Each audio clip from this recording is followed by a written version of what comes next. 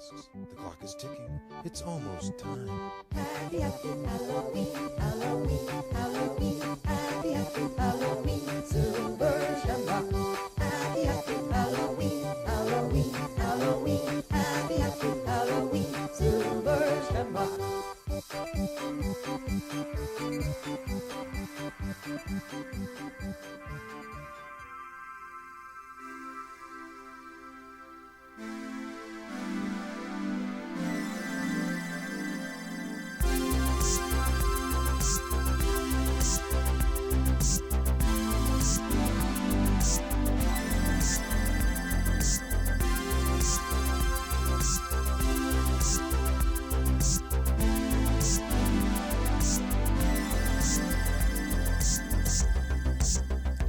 All right. The video store pretty much has never closed. It's always been open in our hearts and minds. But it is our biggest day of the year. It is Halloween. And this year, Halloween falls on a Friday, which is awesome. Hell yeah. I don't think it gets any better than that.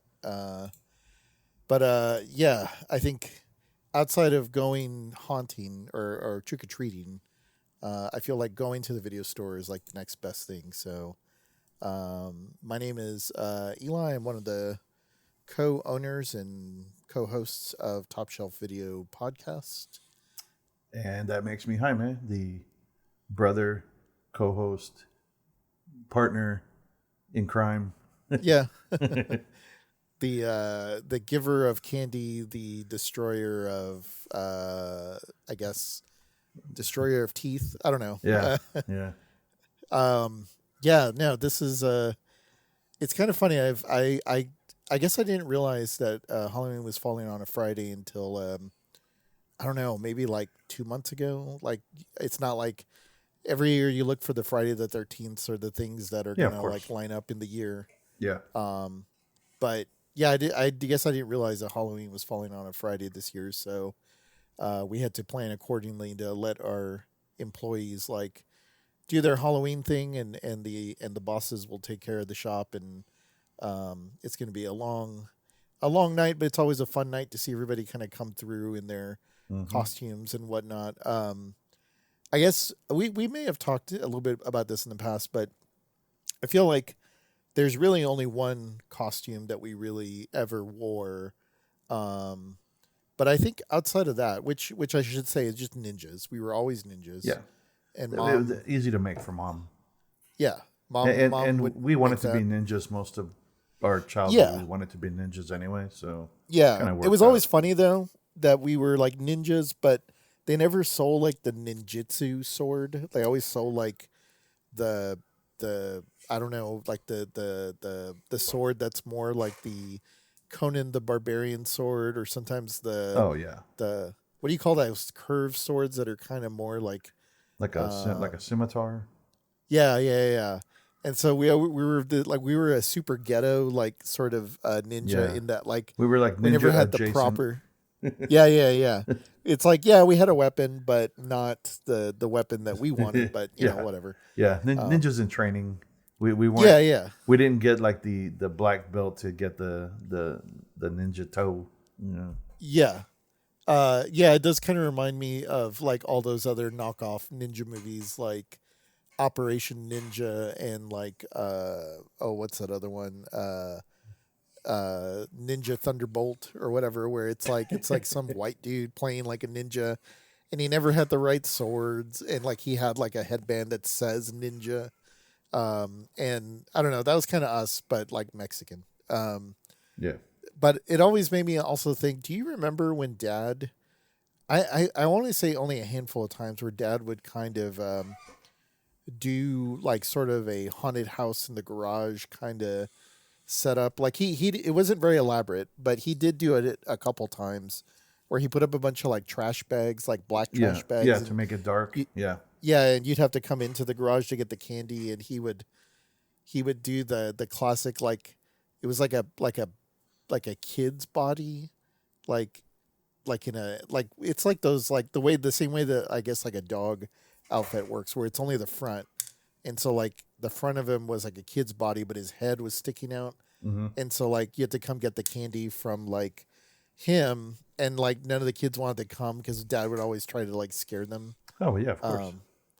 And I don't know if that's. I mean, obviously I know that's where I got it because that's my dad, but it just kind of like makes you think of like we don't necessarily go out of our way to scare kids when they come through the neighborhood, but we do set up like a lot of decorations and stuff, and like every Yeah. kid is just expecting everything we have to jump out at them, even though like we don't Yeah. go that elaborate because Yeah. those things are expensive.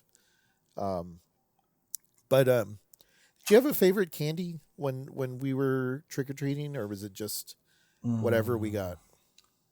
I was always partial to like Jolly Ranchers. Well, but back in the day, like they had like the sticks. Yeah, yeah, yeah. You remember that? They weren't Yeah. they weren't the little square candies Oh, that they yeah. have now. Because I remember when we were going to Ben Milam Elementary, there was a store across the street that Yeah, was yeah, it, yeah. it was like a little shack, but it was a convenience store or somebody's little mom and pop place. And I would always go over there to get the cherry stick and the apple. Yeah, And it was Jolly Rancher, but it was in like the like a bar. like a bar. Yeah. Yeah. Yeah, that was my favorite.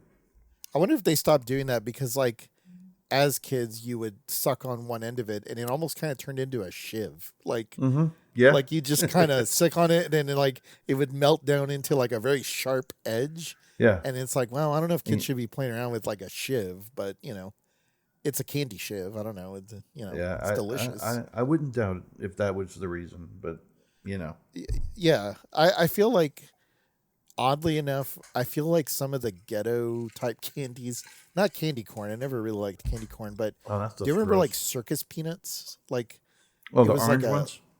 yeah, the orange ones. Oh, That yeah. were almost like it was almost like styrofoam. Now that I think back at it, like I don't know if they were really that great, but there was something about them that I really liked, and they were kind of chewy, but also like not had a lot of flavor. They didn't have a lot of sugar Yeah, in them. I don't yeah, know. that was one of those. I mean, yeah, I think that the texture would get to me after a while. Like they're kind of like Peeps. You have to have those in moderation. You can't. Yep. If you eat the whole package, you're gonna get sick. Yeah, circus peanuts are kind of the cousin to the peep. Yeah, They're not. yeah, because I don't know what the very- hell it is. I mean, Yeah. at least the Peep, it's marshmallow, but those circus peanut things, I don't know what the hell that shit was. Yeah, they were almost like packing peanuts. I mean, they might as well have been. They Yeah. probably could have worked as packing peanuts, but Yeah, no shit. I also didn't want to complain or be that kid that complained about the candy that we were getting because we were just like happy No to get shit. anything. Yeah, yeah. Oh man, well we'll have the good stuff tonight. We'll have the bars, the big bars for the kids that really put in a lot of extra. You know what I would love to see is have like a video kid come in or a store have a kid come in dressed as like either a red box or like a giant VHS tape or something like that. Yeah, yeah. Actually, would be a really good one is like a rental return box, and then you have to like put the candy in the return box of the Oh, kid. that'd be So cool. like, I mean, granted, he would just walk around like a big box is what he would with a little handle that like you could just open up. Yeah. The little handle or even drop in the candy or whatever. So, but yeah, speaking of kids and speaking of candy and speaking of Halloween, yeah, it was kind of funny, because like I mean, obviously I'm just based on the way I dress up daily, which is like my t-shirts of choice. Everybody always thinks that I'm like always like, it's like, oh, you're dressed up for Halloween. And it's like, this is how I dress all the time. Like all my shirts and hats are like horror based. And like, it's very easy to be like, well, just because it's horror, like doesn't mean that it necessarily falls on Halloween. There's actually only like a handful of real movies that actually take place on Halloween or revolve around the Halloween theme, and honestly, even the Halloween movies themselves, like only the first one, and the other ones almost like kind of fall around Halloween, but like on it, like the original one is babysitting on Halloween, Sure. and it's funny because in thinking about what we wanted to talk about, we were like, well, we could do this, we could do that. I mean, you could easily do, Nightmare on Elm Street, or you could do like Hellraiser or whatever, because of the fact that it's horror, and it's horror around the month of October. But I thought it would be better to do something that is actually like revolves around Halloween. And it was funny enough that we talked about kind of going through the list, and it was like we should do like Halloween 3 Season of the Witch, because Mm-hmm. like I feel like it's very I feel like people either love it or hate it, and there's not Yeah. really anybody in Yeah. between. Yeah. I agree. And it's funny because like I I mean, spoiler, as we were talking about top shelf videos, like I really really like this movie, and I feel like I Yeah. don't even play it enough for even myself around Halloween season. So it's kind of nice to watch it leading up to Halloween. But yeah, it's kind of funny. I can't remember the last time I watched this. The only time I do remember watching this was I want to say I showed it to Denise, Mm-hmm. and she hated it only because of the music, not because of the story itself. And it was funny because I was kind of watching some of it last night, and she just kept saying, she's like, I hate that song. And I was like, that's kind of the point, though. Like, that's actually what they're trying Yeah. to do. Yeah. I mean, even the And it characters in works. the movie are like, I hate this fucking, like the commercial's always Yeah. on. Yeah. And yeah, I know it's funny when I told Karen about it, she watched it with me, and I told her, I was like, yeah, I don't remember a whole lot about the movie, but I remember the commercial. Yeah. Like I know the gist of it. I remembered, when I was telling you about it, because I was like, man, I don't remember. I know there was a movie when the kids with the mask, and I don't remember. And you were like, oh, that's Halloween 3. It's like the one that doesn't have Michael Myers. I'm like, Yeah. Yeah. I was like, shit, that's. And so it was kind of lost on me, but kind of like the last movie, you were kind of like, man, I don't. There's a lot I realized I don't remember, and I was kind of the same way on this one, but I damn sure remembered the damn commercial. That the whole little ding, ding, ding, ding, ding, ding. And Yep. even she looked at me. I was like, it's important to the plot. I Yeah. was like, you'll see. Just bear with me. Yeah. And And it's yeah, funny it because was cool. I was listening to a podcast, and I was trying to remember what it was, but it was a couple of years ago. Mm-hmm. But I remember them talking about writing the music, because John Carpenter helped write the music for this. Oh, you can tell. And they right were away. talking. Oh yeah. And they specifically talked about why they use that little theme, partly because of like the what do you call it, like the rights, like that because that little theme, do do do do do do do, like what is that, London Bridge is falling down, Yeah, yeah, yeah. falling down, like, so apparently you can use that if you alter it. They went into this whole like diatribe about how like how what it I guess like uh usage and rights, and how you can rewrite stuff, and what would be the cheapest thing to do. And so they were like, oh well, we can use London Bridge is falling down, we just have to like come up Yeah, with whatever. yeah. Change the lyrics. And they were all like, that. yeah, let's do that, because like they're not going to give us a lot of money to do this, so let's just kind of let's just do it.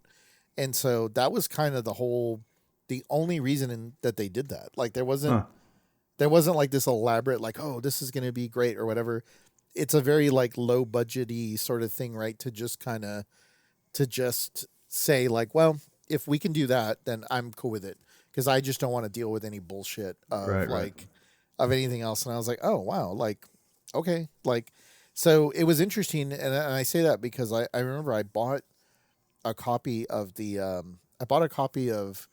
vinyl for this when they came out with it, because it had a really cool cover, and it does have this like the little theme, the very like explode your head theme, but all the other music in the movie is like really good too. So like I kind of really enjoyed that.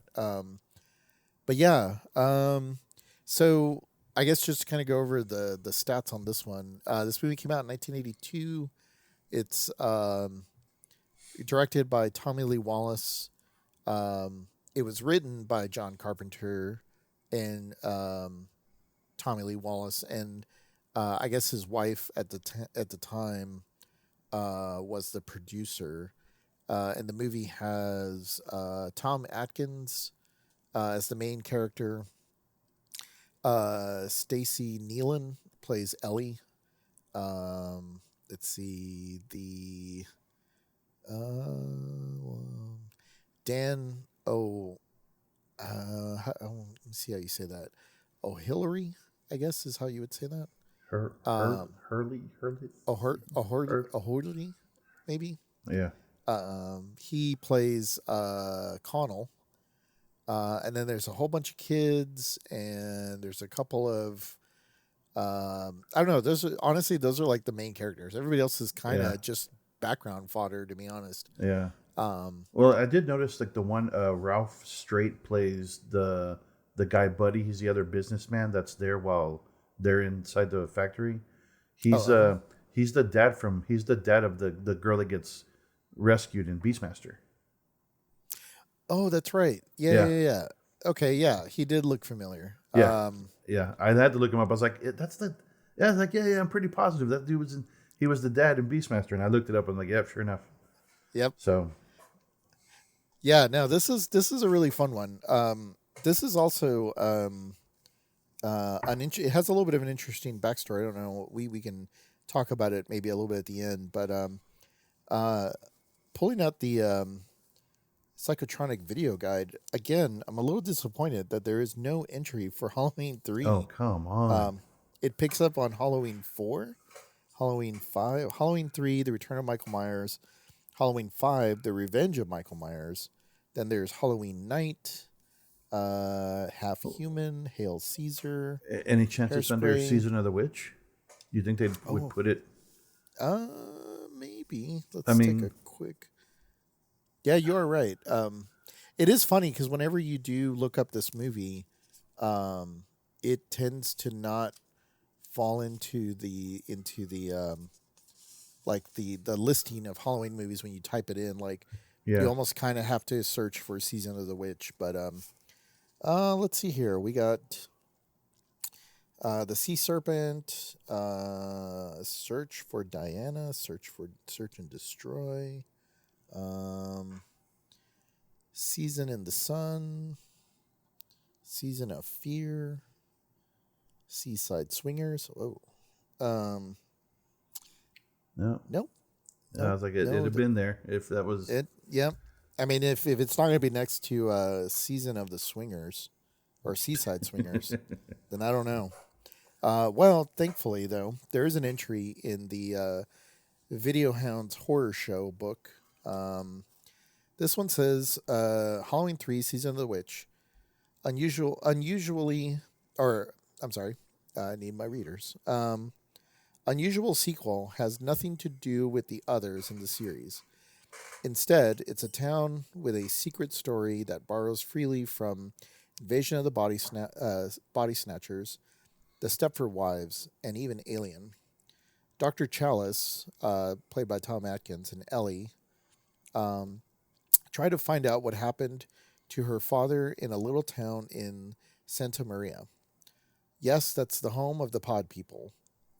But something else is going on at the Silver Shamrock Novelty Company. Unfortunately, the script by director Tommy Lee Wallace works itself into a corner and can't find its way out. Reportedly, writer Nigel Keenly had his name removed from the writing credits. The effects are bloody and imaginative. They give it... I don't know if it's got a rating, but yeah, it's a little harsh, I think. But well, I guess whatever the year of the print of that book, because it did get a pretty rough. It was critiqued pretty hard, but it's since then it's definitely found its place. But yeah, absolutely. Yeah. I think this movie. I think the other thing I was going to note about this movie, as far as like production value goes. And I know actually we started the season talking about Escape from New York, and that was like our first entry back with John Carpenter. He teams up in this one, even though he's not directing, but I'm sure he had a very close eye on a lot of the stuff here. But Dean Cundy is the cinematographer on this movie. The same guy that did Escape from New York and Christine and The Thing Yeah. and Back to the Future. Like, I actually got an opportunity to meet him. He's a super smart guy and a super cool guy, but you can tell just from looking at the visuals in this movie. Like, I think the cinematography like really makes this movie like way better than, yeah, sure, like the script is maybe not super great and a lot of people tend to complain about that. It doesn't have Michael Myers and blah, blah, blah. I sure I get all that, but like the visuals, like the lighting, just like the mood of this is like really good. The music is really good. It sounds very reminiscent to actually like Escape from New York and a lot of I, the other I, John I Carpenter was I things. was gonna say that I definitely got the like Escape from New York feel from the Hmm. music. Yeah, That was my main thing right away. Like when the music started playing, I don't know, is that synthesizers or I don't know I don't know yeah, what that is, but it's I knew without looking at the credits, like when it started going, and I went back to look and I saw that John Carpenter was involved with like the music, and I was like, oh, of course, like, yeah, it's got his yeah, signature sound or whatever. yeah, yeah. It's very much like his synth sort of sound that he had pretty much almost like created a like his signature sort of I guess like motif for that kind of stuff. And I mean, I love it so much. I think it definitely defined like an era and a genre. Like you definitely knew it was like, oh man, this is. I've yet to hear anybody like replicate that style and that music. Yeah. I think people try, and there's even a band called like Carpenter Brute, and they're kind of like a synth sort of group, and they sort Okay. of like try to emulate, sort of like his sound. And maybe Right. they're Right. good at all, and I like them, but like it's not the same. Like, Yeah. I would love to if I ever. I mean, if he ever tours again, I know he's getting pretty old, but he he toured through Dallas, and I regret that I kind of missed it. But he plays like synth music with his sons, and they'll play like the music from the movies and original Huh. music and stuff. So See that I would go listen to, but like a band that's trying to emulate. I mean, I think that sound is good for like the movies. I don't know if I could go to a concert where there's somebody like I don't know. I think it feels like it belongs in a movie. right. I Hmm. don't, you know what I mean? Like I mean, I've gone to plenty of concerts in my time, and I don't know that that sound would be fitting of like I don't think I'd want to sit there for 3 hours. Yeah. You know what I mean? Now, if Yeah. he's touring and they're maybe doing like they're showing like video clips of the Hmm. movies that they're and then they're playing along, yeah, that's different. But Yeah. that's a completely different type of show, you know. But Yeah. Well, I but guess we can just kind of. I mean, we can step through the movie a little bit, but I guess we can probably talk about our favorite our more favorite scenes more than anything else. Because like sure, I'd say the premise. I mean, what was listed in the book that I just read didn't really give the overall premise, other than it really is like a mystery movie, and it obviously revolves around Halloween because yeah, um, it's basically the mystery of like what is going on with this Silver Shamrock company, because the movie starts with this person being like I guess like being hunted by somebody, yeah, and you don't really understand kind of what's happening, but it's very like kind of a little intense, and then um and that person sort of he's clutching the mask yeah, he's right got a away. mask with It's a him. thing that Mhm. he's running with the evidence or whatever. Yeah, and then it's just this constant like he's being chased by this person in a suit, like in a gray suit, and it's very like it's very ominous, and it's kind of funny that I will say like John Carpenter is very much like a I guess some people would say he's like a nihilist, or he's like very like he's very anti-corporation, anti-capitalist sort of person, Right. which I mean, I think he was saying I mean, he was probably ahead of his time, especially where we are like nowadays, where he was really like it's mentioned a little bit in the movie, it's like, "Oh, you probably shop at the large shopping malls instead of buying from small, sort of companies, your Halloween masks or whatever." And Right. Right. talking about like very subtly talking about how capitalism is sort of like the rise here, and that's the enemy.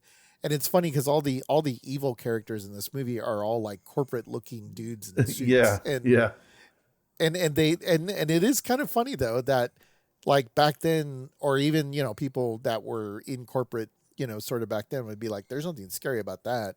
And when I watch it now, I'm like, man, that actually is legit, like kind of like a little creepy to see yeah, what would be like. Oh, if you're wearing a suit, you've definitely made it. And it's like, yeah, but when there's like 8 dudes in a suit, like walking in tandem, yeah, and not that's talking. None of them and not talk. talking, yeah, Yeah, that's creepy. Like that's a minority's worst nightmare. And so but yeah, so like you kind of get this mystery thing where like this guy is being chased and he makes his way to the hospital thanks to the help of like a gas attendant. yeah, And then we kind of get thrown into the mix of the movie where like this doctor is helping him out, who's played by Tom Atkins. um and he's it's kind of funny because like I think what people maybe don't like about this movie is like you just kind of, it's sort of a, I guess you could say like a slice of life movie where this guy who's a doctor is about ending his shift and he's on his way home to pick up his kids from his divorced wife, hmm and he's, that's like what he was supposed to be doing, but then I think he gets paged maybe or something. He gets um paged when he's trying to pick up the kids or something. He gives yeah, them he gives them their little they're like their dollar store mask, like yeah, the oh ones that that's right, the ones we used to get, every once yeah, in a while when we weren't ninjas, with the little elastic band in the back. hmm, And then he gets a page call, or the pager goes off. He's like, oh, I gotta, I'm coming back. yeah, I gotta do this. they got Because an emergency, he's a doctor, makes the call, and he's like, fuck, I got to go back to the yeah. hospital. Yeah, And it's of very course, small yeah. town, Oh right? yeah, Because yeah, yeah, he's like, aren't there other doctors that could like see this guy? It's like, no, apparently they got to send the doctor back. yeah, So, um, yeah, it's just kind of funny. So like he goes back and goes to see what the situation is, and they're all like, oh, this guy came in, we don't know what's going on, it's kind of crazy, and they're like, okay, we'll take a look at him, and they set him up, and then shortly thereafter, which is actually one of the scenes I want to talk about because I think it's really kind of cool, yeah. where the corporate guy like breaks into the hospital or makes his way in, and Yeah. kind of like you said, like very very silent, doesn't speak. It kind of reminded me of the guy from Silent Rage, like the Yeah. sort Yeah. of creepy.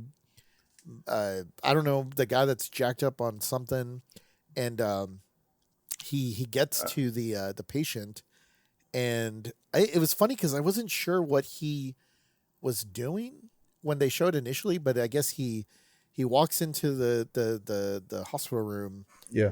and he like digs his fingers into the eyeballs of the guy, Yeah. and He breaks I his skull basically. He just yeah, because, and like he breaks it from like the orbital area and just up, right, pulls up until he breaks his skull, yeah, and like then he it just pops him shows like like a, yeah, yeah, yeah. like a, I didn't remember that, and then when I saw that, I was like, oh damn, and yeah, yeah, Karen looked away, and then I was like, oh, this is the beginning. So yeah, it's yeah. Well, and um it's kind of cool because he like pops the guy's head like a can of Pringles, and I was just like, wait, what? Like, what does he do? Because they mention that later, that he's like, oh man, you got to be really strong to like crack someone's skull from the inside, and I was just like, yeah, oh shit, is that what he did? Because yeah. most of the time in movies, right, you just kind of get your eyes poked, and then it's like, oh, that killed him. But I guess they went the extra mile in this Yeah, movie. yeah. He went all like bowling ball. Like he got his Yeah, fingers way up in there to be able to pull and break the skull. yeah, and then I guess the nurse kind of freaks out and makes his way like to the car that's outside. And I actually think what's kind of like even more shocking, just as much as that, because you don't know what's kind of going on at that point. Like the fact that the dude covers himself in gasoline Mm-hmm. and then ignites himself and the car blows up as they're trying to get to him. That was like super faces of death kind of stuff for us back then. Cause I was Yeah, just kind of like, I mean, you unfortunately there are very horrific things that happen, but like when it came to horror movies back then, like pouring gasoline on yourself and setting yourself on fire was like like I guess because it was very practical, it's something that you could do, Yeah. and they would always warn you, be careful when you're messing around with gas, and like for somebody to see somebody do that intentionally, that's kind of intense, like for a younger person to watch. Yeah. But I thought it was kind of cool. Like I was just like, oh man, like that's pretty extreme, like Yeah. it's very creative as far as like building up a plot of mystery of like, man, this guy's pretty hardcore if he just like they didn't want it, no evidence. Um so he kind of blew himself up.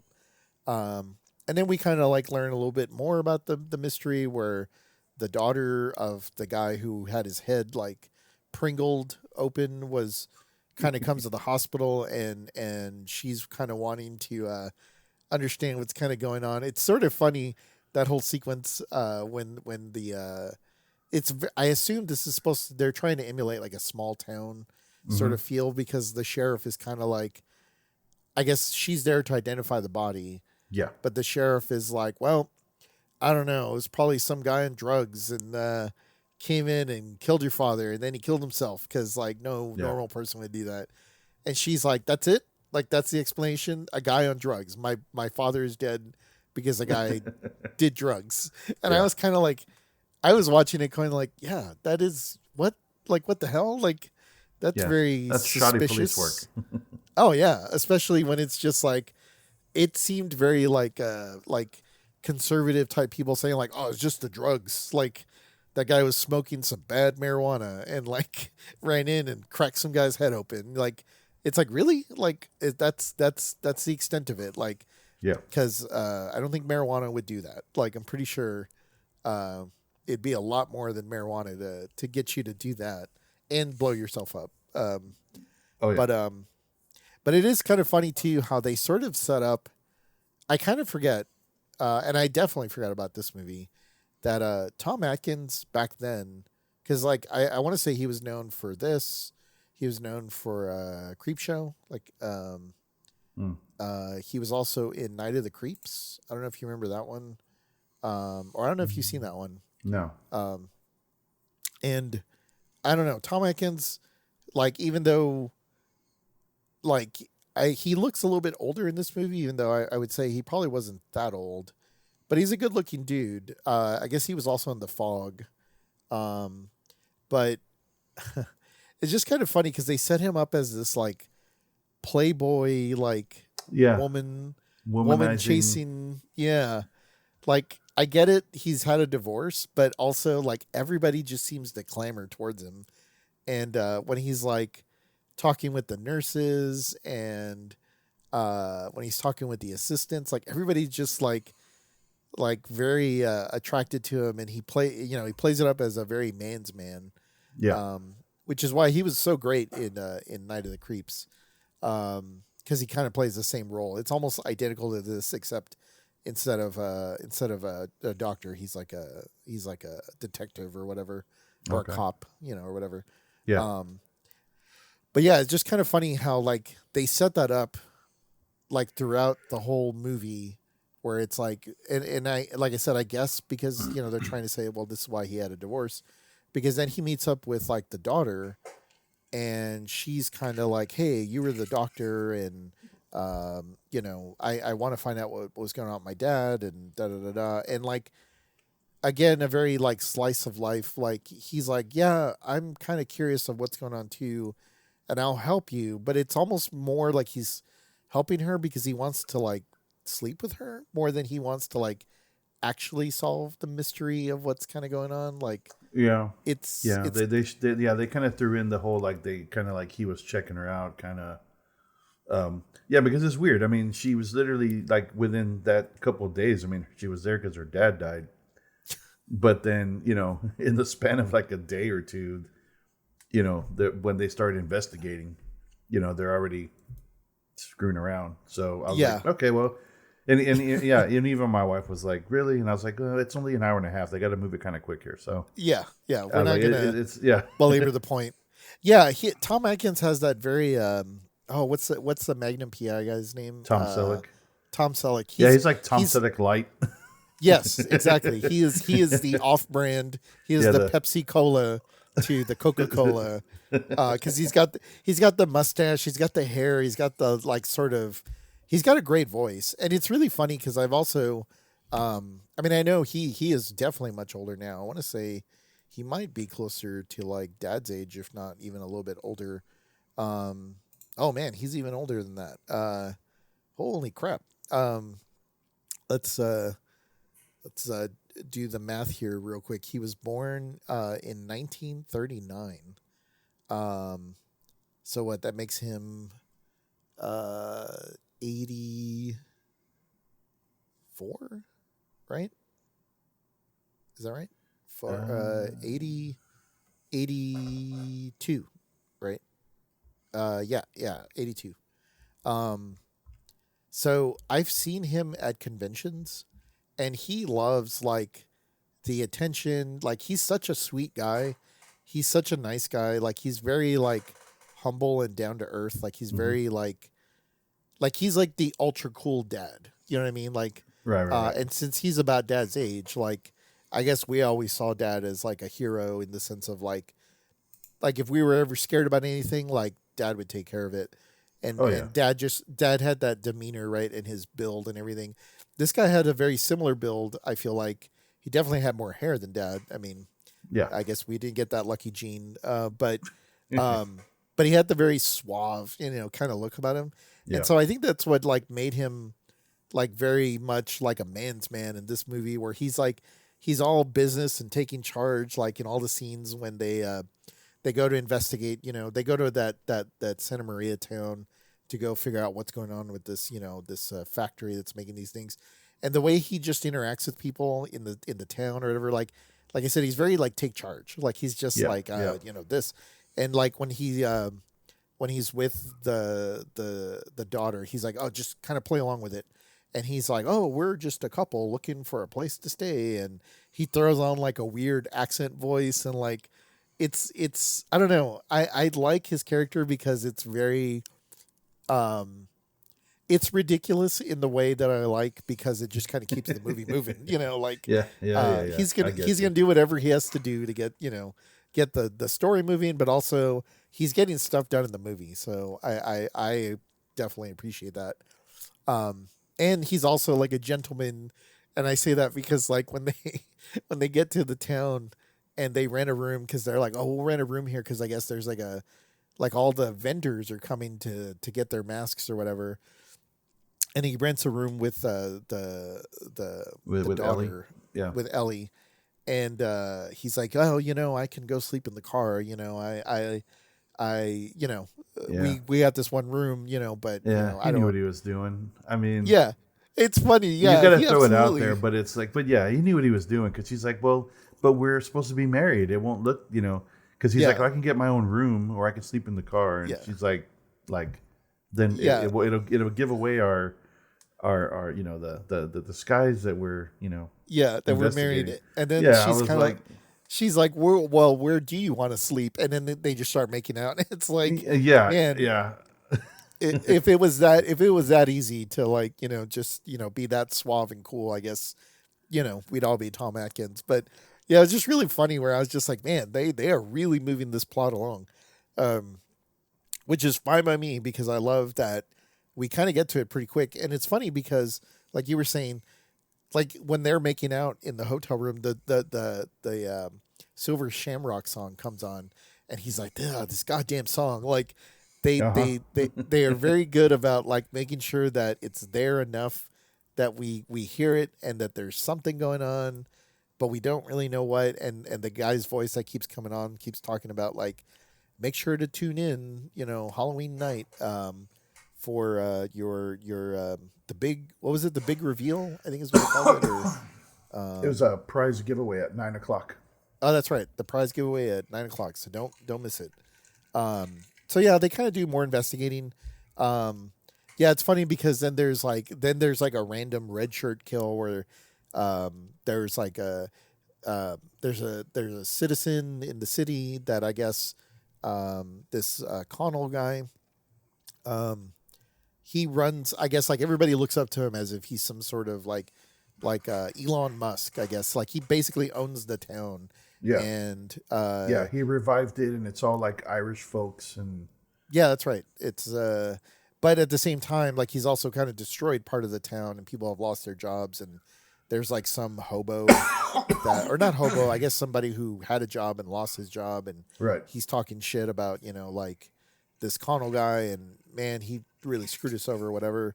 And then sure enough, it's one of those like, again, this is the very John Carpenter-esque like, hey, Big Brother's always watching, because like even Tom Atkins is like, hey man, you really shouldn't talk shit. Like they have cameras everywhere. They're watching us. Yeah.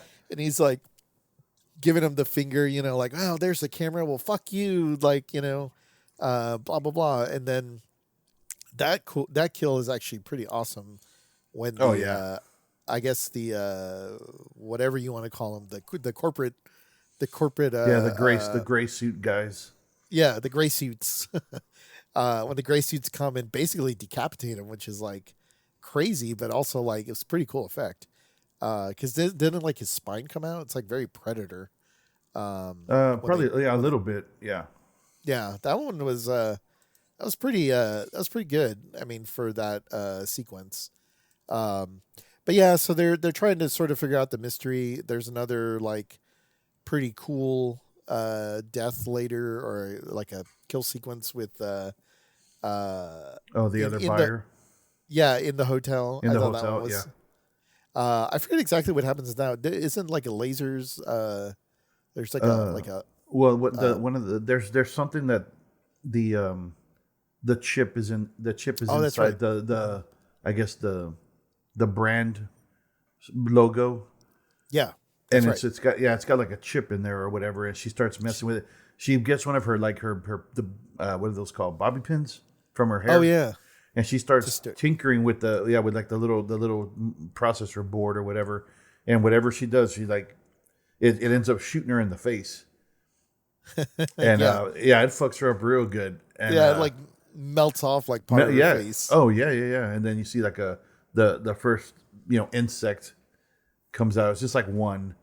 Yeah. And but yeah, man, I mean they don't get too into it, but I'm curious, like, because like I don't know if they are tracking every single chip, because like it went off in the hotel room, and then shortly after the gray suit guys come in like a convoy. They have like the like a van and a couple cars, and they're like handling this. They're cleaning up the mess basically, and they're yeah. I don't know how they knew that happened, but unless they are tracking, I would imagine they probably are tracking where all of those are. And again, like it's kind of like crazy, like how ahead of himself like John Carpenter was, because like it seems like a very plot device for like movies, but like nowadays that's absolutely like, I mean, our phones and our watches have like GPS like devices that are that small. Yeah. And so true. Yeah, they absolutely could be like, oh yeah, that's where that's how we get to, know where everybody is, or when we're going to kind of do the thing or whatever. So it kind of builds up to them going to the factory to see where the masks are made. And that's when we start to get to see Connell and his cronies, I guess, like his gray suit cronies. Yeah. On how all this stuff is like set up and gonna work. Did you recognize Connell, the guy who plays the evil, the guy the big bad? No, I didn't recognize him from anything previously. Well, here's the thing: you don't recognize what he looks like, but I know you were probably at some point thinking like, where do I know this voice? Because this is the guy from The Last Starfighter.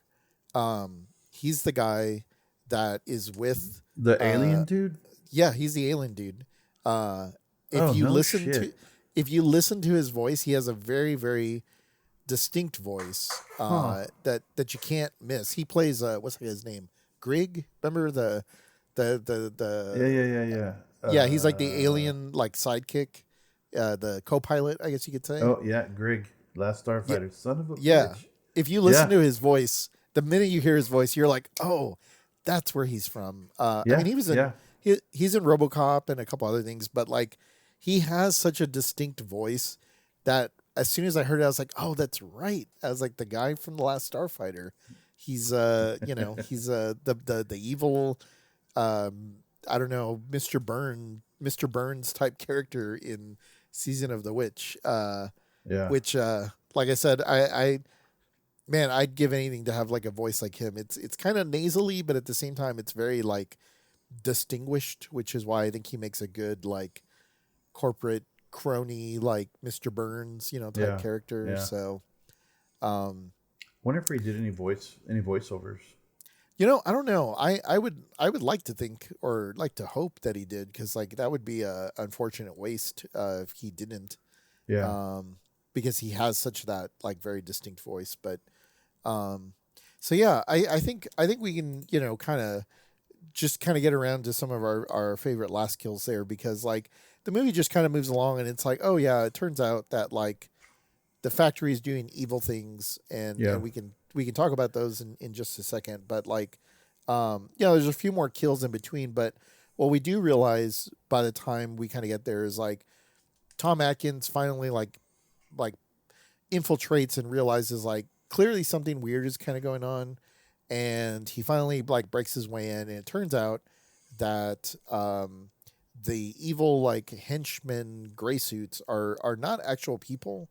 They're actually like robots. Yeah. Cyborgs, I guess. Yeah, like cyborgs. I mean, because yeah. cyborgs are like shit, almost like Terminator-ish, because everything on the outside is human, Actual flesh, flesh type of, but it's all robotics on the inside. So I mean, I guess a cyborg would be the right.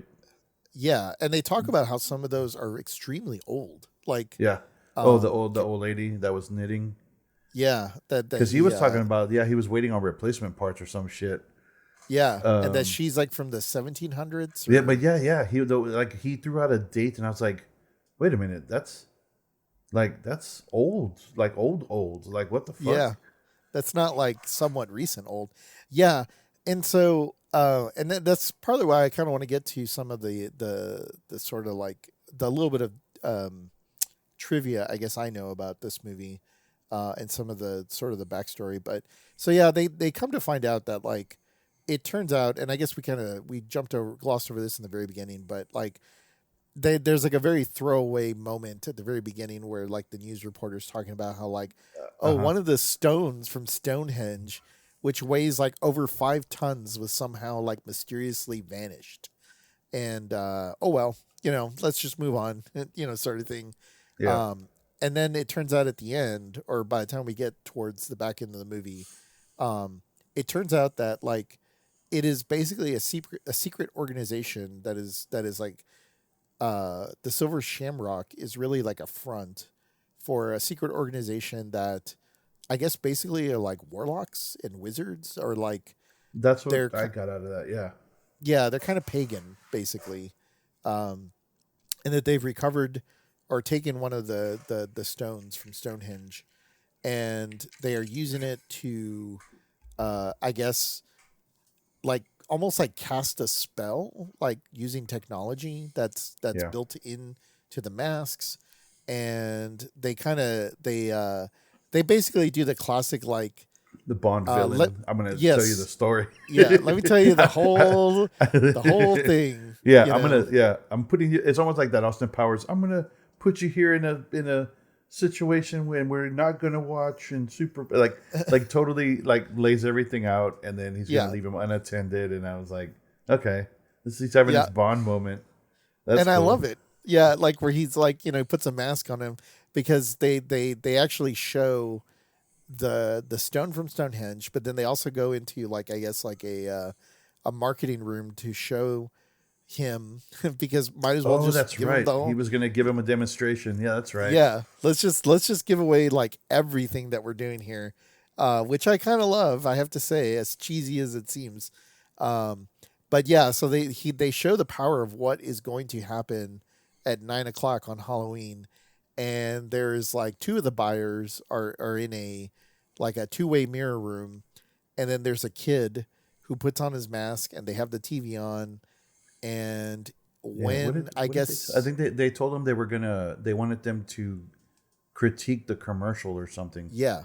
Because the gray suit guy doesn't say anything, but he gives him a pad and a pencil, and then they throw him in the room and lock it. And they're like, yeah, Mr. Cochran will be here any minute. He wanted my opinion on the commercial or the marketing, blah, blah, blah. Yeah. And so they have no idea what the fuck's about to happen. Yeah, and that's when we get like the heavy metal version of like the the London Bridge is falling down. Yeah. Sort of little theme, where it's do do do do do do do do, and oh man, I have to say, I love that sequence where the little kid has the mask on, and then like the parents are like talking about whatever, and then like the kid's head sort of like melts or like I don't know what happens underneath the mask. Maybe implodes. Yeah, something happens. It's almost like it looks like the mask kind of like shrinks or like sucks into his. I don't know. Yeah. It looks like it goes in, and it's almost like vacuum sealing to his head, and because then you see him kind of like start freaking out, and then he just kind of falls over.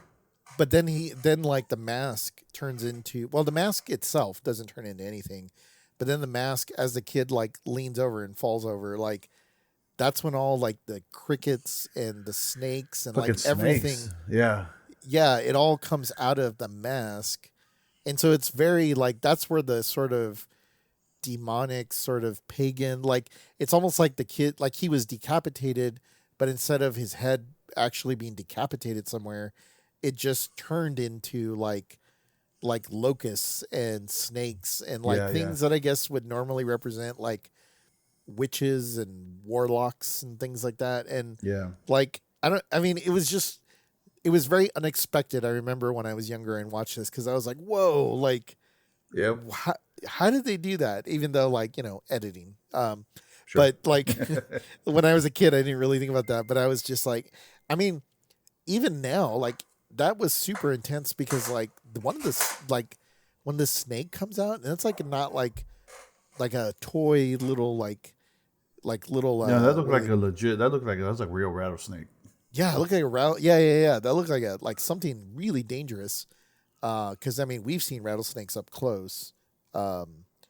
And seeing some of that, I was just like, whoa, man, that was hardcore. Like, I was not expecting that, and that was pretty awesome. Like, and then obviously the parents freak out, and then it's like the plan has been revealed that all these kids around the world, and I guess maybe I don't know if maybe they did mention this, and I didn't get to it, but it is like sacrifice. Like, they're sacrificing children for some greater part of good. That's part of the Celtic ritual that he's trying to resurrect the ancient rituals, and part of it is specifically sacrificing children, right? Which is how they came up with the elaborate plan of using the masks and because it's always like, hey kids, make sure you're in front of your TV.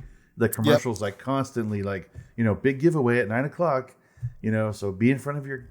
I was like, okay, I get it. That's it's pretty genius in my opinion, but. Yeah, and it's funny because it is a very like modern. I mean, for the '80s, it's very modern, like tropey sort of thing. It's like, how are we going to sacrifice all these children? It's like, even back then when we were little. I'm sure you remember mom and dad being like, stop watching all that TV. It's gonna like rot your brain, and like, because all you do is a bunch of zombies sitting in front of the TV. And it's like, yes, we were, because there was great TV back then. And speaking of TVs, a lot of the TVs in this movie are like, they look awesome, and I would love to own some of them.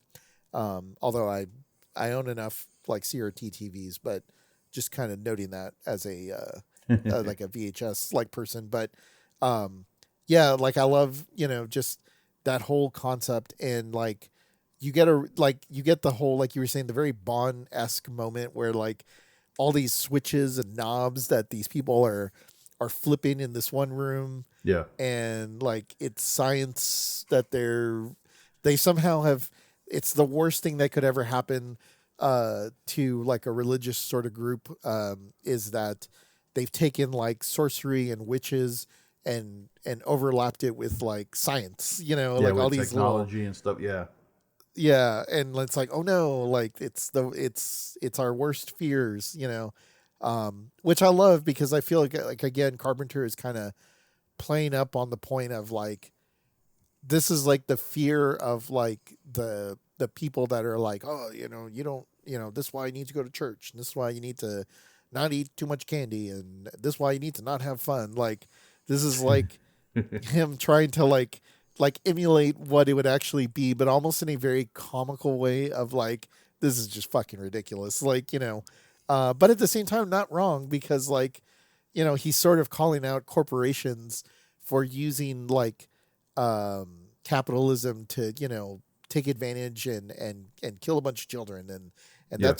that's what money and corporations do. And it's like, I get it, dude, but also witches, that's cool Yeah. too. Yeah. And so, yeah, it just kind of leads up to a few more kills. But yeah, like you said, of course, Tom Atkins gets away from his from his very not very well set up, sort of like, I'll tie him up in a chair with like a couple straps, but Yeah. He can still that's not roll gonna- around. Yeah. Yeah. It was very poorly done for a Bond-esque villain. Yeah, it's like, they come on, dude. Yeah, It's like he could still move his hands. He was kind of tied up, but then he was able to roll around and break the TV that was supposed to turn him. yeah, Yeah. So yeah, he escaped a little too quickly or too easily, but Yeah, I get it. I mean, we have to get to the climactic ending. So. yeah. We gotta keep things moving, and it's like I didn't. I mean, for them to think they were gonna keep down Magnum PI Junior Light, like, I mean, come on. But but it is kind of funny because he, like, of course, like, thwarts the plans of like the factory, and all the stuff kind of starts falling apart. Although I kind of forgot about the sort of plot twist with Ellie at the end, Mm-hmm. because she is actually also like a cyborg or something, right? At Well, the end, like, Yeah. She gets somewhere between where she got kidnapped, which is why he made it back to the factory. Somewhere, I mean, they had to obviously killed her off and made a cyborg of her, yep, because it's almost like they were anticipating him coming to rescue her. yep, Yeah. yeah. And it's funny because even my wife pointed out after the rescue that she wasn't talking. Like, That was because a she good was very catch. she was very talkative before, and my dad this and blah blah blah, and then after the rescue, she doesn't say anything. Yeah, And so when we get to the part where at the end when they're getting away and they're alone in the car, and then she comes at him, she's like, "I knew it." Like, Yep. she wasn't talking, yep, and I was like, Yeah. "Oh, okay, you're paying attention, cool." yeah. No, that's a good pickup, because like I honestly kind of forgot about that, and then when I watched it, I was like, oh shit, that's right. And so, yeah, I feel like it kind of leads up to the big finale, which is like, he has destroyed the factory, but I guess the elaborate plan is still set to go off, Yeah, because the news stations have the the video commercial, or whatever, the commercial, video, the It's giveaway all- to play it's- or whatever. yeah, it's all queued up, and he's trying to get there right at 9 o'clock, and it's funny because I was like, who is he calling? He's calling somebody on the phone and saying like, all the stations need to not play this commercial. And I was Yeah. like, who are you calling? Like the one guy that operates all the news Yeah, stations? Like, especially back in the day of the rotary phone. Like, how the fuck do you know who to call? yeah, exactly. And from a But- gas station, I mean, yeah, but he got right to them, which is great. And it did bring me back to oh yeah, that's right. In most situations, there were only 3 channels. yeah, yep, And before we had cable, and we kind of grew up in that era. And so he calls, and he's able to get 2 of the stations to not play the commercial, but not the third one. nope. The third one plays a commercial, and then cut And it to just ends with him screaming, "Turn it off! Turn it off! Yeah. Turn it off!" Yeah. I forgot about the ending too, yeah, and I was like, I go, yes, you know what? Sometimes the bad guys win. yeah. Sometimes it happens. And that's a very John Carpenter thing to be like, hey, you know what? I don't need to tell you how these things end, and sometimes it's not great. Like, Yeah. Oh yeah. deal with Yeah, it. yeah. Kind of like the way The Thing ends, and and stuff like that. But, I was gonna mention that. I was like, this is the ending. You know, I right away. I mean, I guess it wasn't really a death of the hero because I was like, I because I thought of like the Gladiator when he dies at the end. You know, but yeah, like the he still kills the emperor. So like he basically sacrifices. I mean, this wasn't quite it, but I was like, but I definitely was thinking like, oh, the bad guy still won, even though he kind of you know, he gets his. Like you say, his comeuppance with the electrical, like he goes down with the factory, right. And he kind of gives him that little like he's like, okay, you know, you Bravo. you got me, bravo, you stopped this part, but you know, in a very Watchmen kind of thing, he's like, I did this 35 minutes ago, you know, and it was so like the shit was already going to happen, you know, it was already in place, and so he almost is the hero, he almost saves, Yeah, and I would love to know. Too, it sucks, man, because I forgot about the call he makes to his ex-wife, and she's like, "Get him away, either like get rid of the masks, get rid of the masks." That's right. And because of their, I guess, toxic relationship, she's like, you can just, I mean, you don't always hear what she's saying, but it's like, and you just hear the bitching, and he's like, no, you have to just, blah, blah, you got to believe me, and it's like, I'm not drunk again. I'm like all of his. All of his previous, you know, his behaviors, and it came back to bite him in the ass because it was just like, you know, and so I mean, it's left to our imagination, but I mean, his fucking kids were already wanting to be by the TV, so there's no way they didn't fucking die, and he knew it was going to happen. Yep. So and that's what I like about this movie of it sort of being the slice of life of like this guy got drug into this sort of like whole thing. When like that's not really his thing, but he's you know, he was not truly a hero, I guess, in the traditional sense.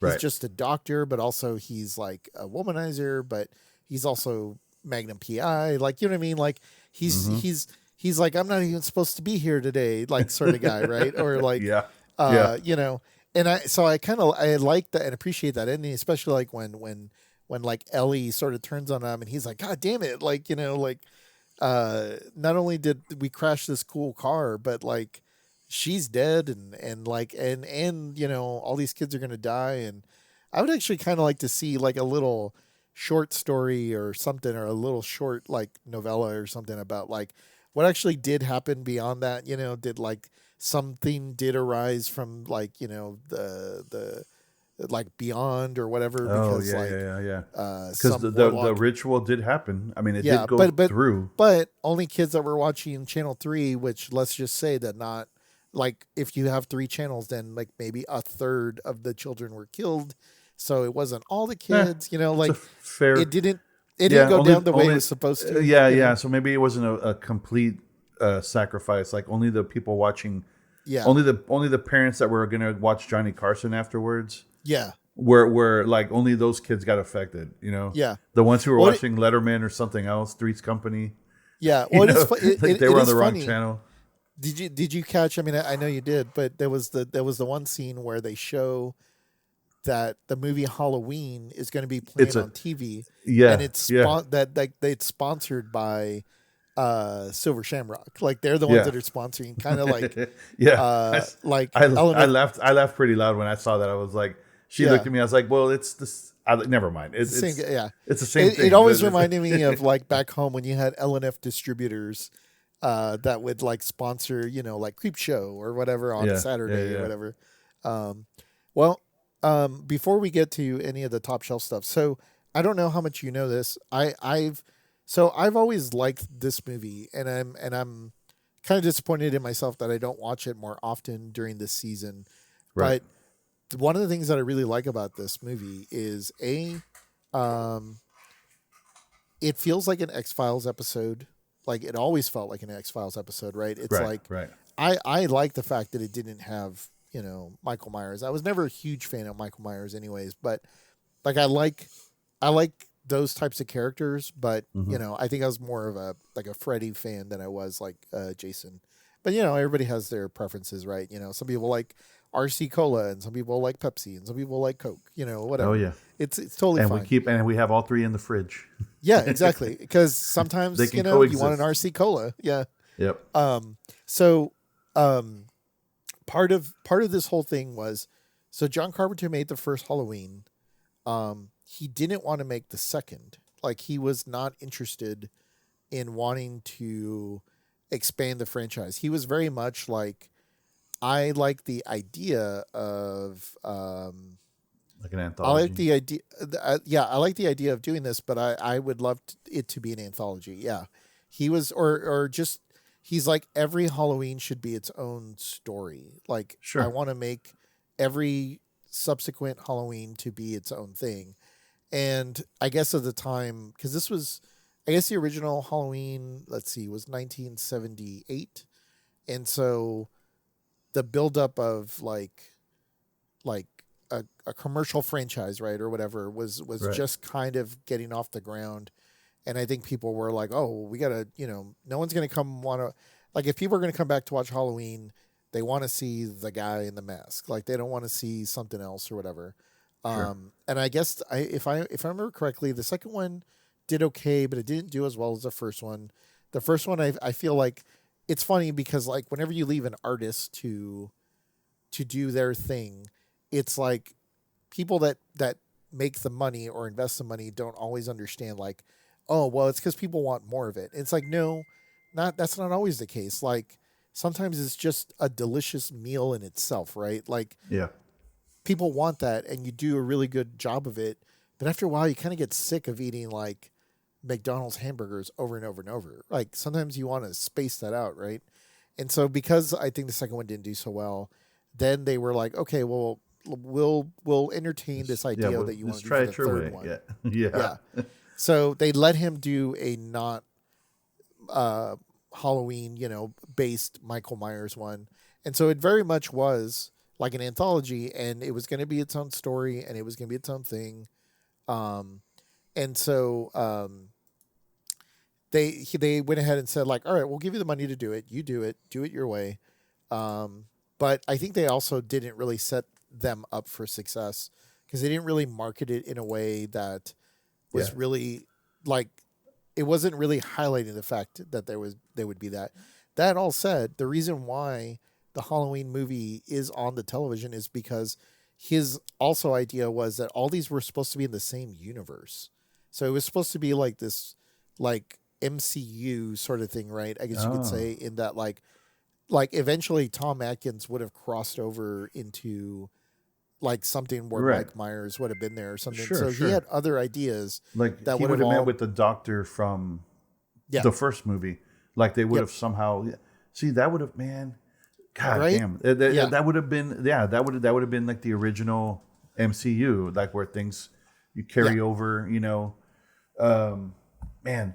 And I was thinking that too when I remember when I was telling Karen about this somewhat about the trying to explain that this one didn't have Michael Myers and blah blah blah. And I said I think unfortunately maybe if they had put Season of the Witch and then Halloween 3 underneath it, instead right, of making it Halloween 3 like the big bold and then Season of the Witch underneath, because everything about the marketing, or at least the labeling, maybe not the hmm, marketing, but the labeling of it makes it seem like it's more Michael Myers. yep, yep, Whereas if they had put Season of the Witch as the big bold and then underneath it, maybe put a Halloween story or Halloween 3 something, yeah, then I think it would have worked better and it wouldn't have gotten shit on as much when it first came out. Because right, now in hindsight, everybody, now that everybody knows the story, of course, it's got its own cult following and it's, right. it kind of had that resurgence, years later.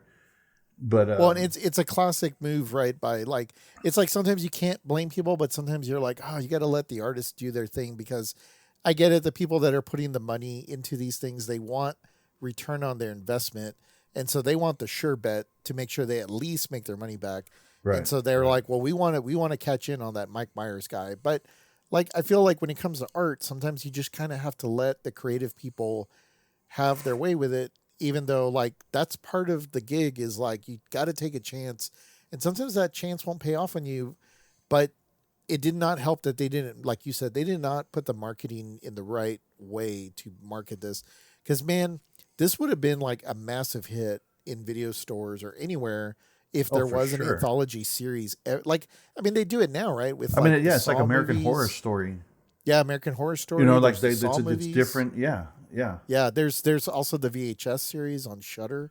Like Oh, they yeah, yeah. you know, like those anthology series work, and I would not say it's because like people want that now. I think people have always wanted that, and having stuff like within its own universe, I think would have worked really really well. Oh, yeah. Um, Man, I would love to have seen more, like you said, more of these where these stories go. Like, I mean, like, if there was this, then who knows? There could have been one where they made candy, like where the Yeah, candy is some sort of thing on its own, yeah. or Some big bad plot with like cyanide candy or some shit, you know? yeah, or something, that what I really love about this one though is it really goes out there when it comes to like bringing in like witchcraft and stuff like that, which is like, Yeah.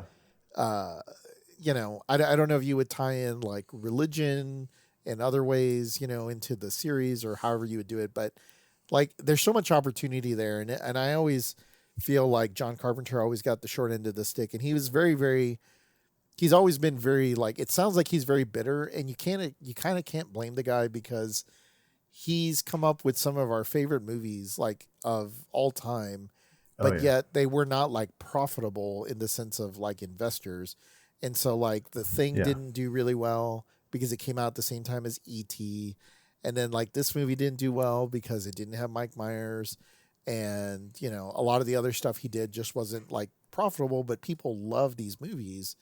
And it's really unfortunate, but at the same time like, I feel like another director that will go like, unfortunately, whenever he leaves, which I'm sure will be in the next like 10 to 15 years, because he's already like 80. Hmm. Um, if I was him, I wouldn't worry about like leaving a legacy, sort of thing. Cause it's like, dude, Yeah. No, you it's have there. influenced so many Yeah. people, like, Oh, yeah, yeah, and yeah, yeah. in movies like this, in particular, but, it does make me feel like a little happy to know that somebody who's this creative and comes up with crazy ideas, like I, um, funny enough, I was able to chat with his wife recently at the most recent horror con that was here. Hmm. Because he's married to Sandy King is her name, and she's a writer, and she's also like a creative person as well too. Okay. She's much younger. She's probably closer to mom's age, so she's probably about like 73 or so, somewhere in there. And she writes like comic books and short stories or whatever. And Okay. we were kind of chatting at the booth because we bought some of her comic books and stuff. And I didn't want to geek out too much about like, hey, so your husband, he's cool, Yeah. but Nice to meet you, but yeah, but what I do know about him and something that I read in an article, which is kind of funny, is like at his age, like he likes to just kind of chill out, and he smokes a lot of weed.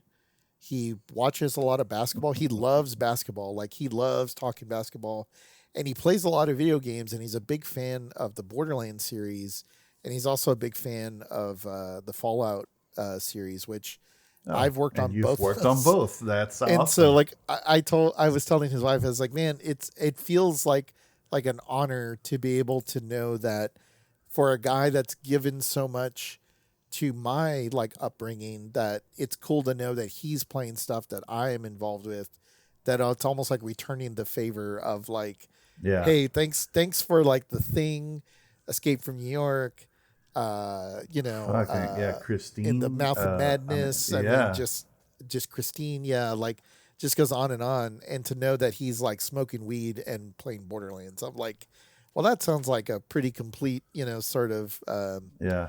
like volley return, in tennis or whatever. So, um, yeah, that all to say, I do not think this is a top shelf movie. I don't know how you feel about it, but I love this movie. It's not a top shelf movie, but it needs to be in the Halloween rotation, is what Oh, I yeah, will yeah. say. Oh, for sure. Yeah, yeah. No, I agree with you. Yeah, I was thinking about the same, that it's definitely going to be in the horror section, and then when come Halloween season, it'll be in our special uh side. What did they call those? End cap You Yeah, know, yeah, like yeah. the ones on the end, and it'll be like, the Halloween season, or Top Shelf Video recommends, for the Yeah. Halloween. Yeah, this would definitely be there. I mean, how can it not? I mean, Yeah. Yeah. Just it's for the, got it's yeah, just it's Halloween. I mean, it's Halloween. It's not Michael Myers. It yeah. revolves It's around kids in masks, and they die. So yeah. I mean, And it's a lot of fun. yeah, I mean, it's just it's cheesy, but it's also has like a very serious look, and Tom Atkins is like great in it, and like uh Connell, Griggs from Last Starfighter, like he's awesome. I mean, it's so like it's almost like it almost could work as a comedy as well, as much as it could work as a kind of serious tone one. And it's not to yeah, like yeah, it's not like to throw any shade on it to say like, hey, this movie was a mess or whatever. Like, I think I can understand why people either love it or hate it, because like I remember watching this with friends and they were like, man, that was terrible. And I was like, what are you talking about? Like, that was great. Like, it was so much fun. And like, that one guy gets his head ripped off, and like they're cyborgs. Like, it's so all over the place crazy that I that's why I like it. It's yeah, definitely, yeah, like yeah, you said, it's not top shelf because it's not for everybody. And and it's not even so much that like, oh, there's no Mike Myers in this, so you're gonna hate it. It's just more like the things that we joked about to keep the plot point moving. It's like you got to power through a lot of these things that that he's kind of doing that yeah, really are just like, really, and it's like, oh well, I'm fine with it. yeah. Let's just keep it moving. And then like the whole Bond exposition at the end is just kind of like comical, but at the same time like, well, what else are you gonna do? Like they're warlocks, like of course. Yeah. So I don't know, it's fun, but yeah, this was a I think we'll have this one on our playing on our TVs tonight, as kids kind of come through. Yeah. Maybe we'll put on some of the other Simpsons Treehouse of Horrors on one of the other TVs, but we got to have this rolling because it's like, this is a very classic, obviously on Halloween sort of thing. So Yeah. I mean, I know that, like, we're just a podcast. We don't have anything video, but your usual setup in the front lawn. mm-hmm. I think you need to get the video clips from this movie, and every night, like the 5 days leading up to it, just play that for like on loop for like, I don't know, like right at the dusk hours, and just be like 5 more days till Halloween, and just let that shit play and let that shit marinate. And so Yeah, I think Denise would leave me though. If I was to actually do that, like, I don't think she would. I don't think she would take lightly to that. But I don't know. It's a good idea. Maybe I'll try that next year. I'll pull out one of my better CRTs and like maybe let it roll. Yeah. For let it play and let it kind of play out and see what happens. that would be cool. I would be interested, or like maybe just on Halloween night, when while kids are coming through, just let it play, and have that little thing flashing somewhere. Like, if you got a little projector thing, and see how many parents pick up on that shit. Yeah. That would be cool. I would love to see, like, and then, man, I wish I lived closer to you, because I would love to just kind of like sit in the car, in the parking lot, and in the driveway, and just record the parents' reactions when it starts flickering, and let it play, and see what kind of reactions you get. That'd be kind of Well. I have to find some cool. of my my more tall friends and get them in gray suits and have them stand like off in the distance. Oh, like, they can. Yeah, we could be handing out candy. yeah, in the Just gray stand suits. there. Yeah, have them put on some black gloves and just kind of stand there, and have them giving out, like, just put their hand out with the candy that the kids have to like reach and get the candy. That would be God damn. that would be that'd funny. I might have to do that one of these years. Yeah, that's a good idea. Or hell, we can even do that here in the video store. Maybe we can like last minute make a what do they call it when you change your play at the line? A scrimmage. Oh, an audible. Yeah, let's just do an audible of being gray men in our gray suits to hand out candy for the night. Yeah, I guess we'll just real quick.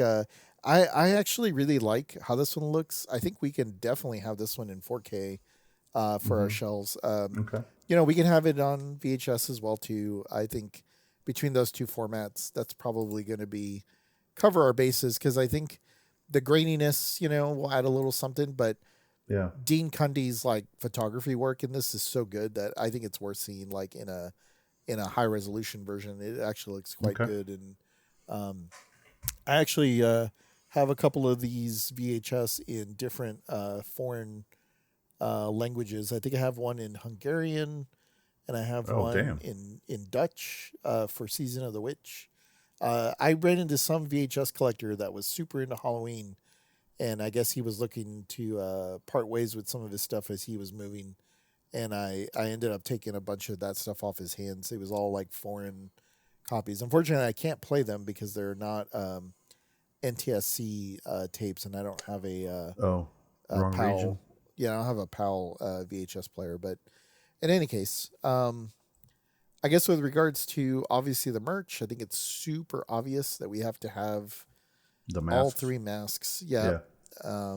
I'm a big fan of the witch. I like the witch one. Yeah. Yeah. That one It's looks very. cool. It's like extra green. Yeah. There's something Yeah, about yeah, it yeah. that just looks. Yeah. Um, Man, you can merch, actually, if you just on a quick note, in the more recent Halloween, the reboot, the one that came out like in 2018 or whatever, uh-huh. you can see all the masks in the background when they're at the Halloween party, I guess at the high school or whatever. It's kind of like a Oh, small Easter egg. Like okay. it happens real quick, but you can definitely see them. And it's sort of like a nod to obviously this movie, but Yeah. yeah. Yeah, other merch. Maybe the soundtrack. Yeah, absolutely. I think the soundtrack would be a good I one. think that would be good. Yeah. Yeah. I think. I mean, I don't know. It's such a softball toss to just the masks. I don't know what else. I mean, they're very Irish, so I mean, you could probably get like a green, like kind of like Mardi Gras chain, but just have the silver shamrock pendant. Yeah. Maybe something like Yeah. that. Yeah, I feel like the Silver Shamrock logo by itself could be something as easy as like patches, or it could be like a rug, or something like that, Yeah. or something that you could attach to things. Actually, the one thing that would be kind of funny, because they make like air tags and other like little like Oh, sure. GPS like Yeah, accessory yeah, yeah, things. Like I feel yeah. like if we could do that, like you could buy like an AirTag cover, and you can buy those, but it has the little silver shamrock logo on it. Yeah. So that's Yeah, kind of yeah. like your little cover for your AirTag or whatever. I think that would be kind of funny. Okay. Yeah. Yeah, I definitely feel like when it comes to like stuff like uh, it's maybe a little more obscure, but like you could probably have gray suit dudes like as like little dolls, or like maybe like as like holding a little tray or something, Yeah. kind of thing. But Oh, I didn't even think about that. Like you've seen those memes of like the Halloween costumes, and it's like you'll get one that's like the Phillies Karen, or the like whatever whatever the thing is for the day. We could have those, but it would be silver shamrock henchman, and it would just be it would be a gray 3-piece suit, sunglasses, black gloves, with an earpiece, black gloves. Yeah. Yeah. Yeah, I could definitely see that. I mean, I think it would be funny in that same vein, right? Where you could like, it'd be very easy to say like, there's always like sexy nurse and sexy like doctor, but I Sure. feel like you could have sexy Tom Atkins. So, but it's really nothing any different than like it's a white, doctor lab coat with like the stethoscope. and Yeah. but it's listed as like sexy Tom Atkins doctor. Yeah, comes with a 6-pack of Coors or whatever it was. Yeah. and he gets off the phone with his ex-wife, then he jumps in the car with Ellie, but he makes sure he has the. I think it was like hell. I think it was yellow. I don't remember what beer it was, but it was like he takes a 6-pack with him. It's like I don't know, not Miller. That would have Lite, been like what High Life, Miller High Life, the that one, the champagne of beers, yeah, that one, yeah. I could see that. That would kind of be a fun one. Yeah, funny enough, like there's not a ton of merch. I mean, obviously, like I think the poster is super cool. Oh yeah, I was just say the poster is a must. I Yeah, like I the love silhouette of the the kids witch. and the Yeah, witch in the cloud kind of thing. yeah, and Yeah. see, I wish they would like. I wish that was like I mean, pushed a hell, little that bit could be a more. shirt. Yeah. Yeah, That's what I'm yeah, saying. Like when you look at the poster, it's so predominantly Halloween 3. Where I think if they had just reversed it and put Season of the Witch and then Halloween 3 in the or a smaller Halloween in the story. Yeah, yeah, if they had put Halloween 3 or like you say Halloween story in the hmm smaller font, I think because I think it would have prevented a lot of the oh shit, this isn't Michael Myers, what the fuck, you know. I think it yeah, would have prevented a lot of that when in the box office. yeah.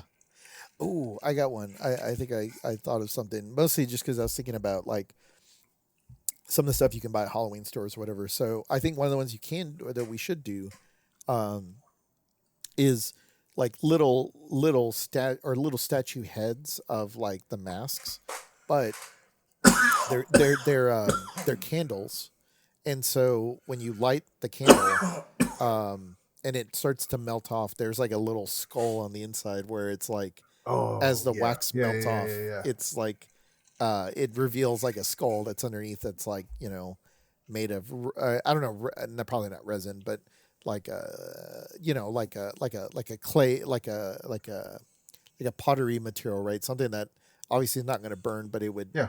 the Well, the clay. wax would sort of Yeah. yeah. I think that would be kind of cool.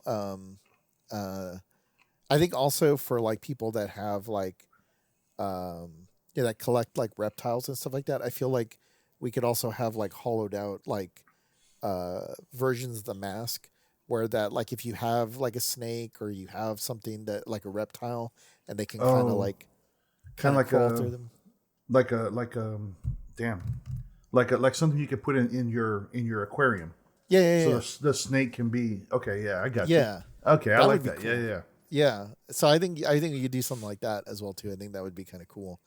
Um, yeah, because I feel like this movie, like, not to say that people that are into witches and witchcraft and stuff like that are the only people that like this movie, Right. because I like this movie, but I feel like this tends to when I see people that really love this movie, I feel like it's kind of those sorts of people that are like, oh yeah, Season of the Witch is awesome, right? Because I mean it's in the title, right? Like Season of the Witch, like these are warlocks and witches that are like doing all this stuff. So, Yeah. um, but yeah, no, I think that along with the poster, I feel like covers a lot of our needs here for the store.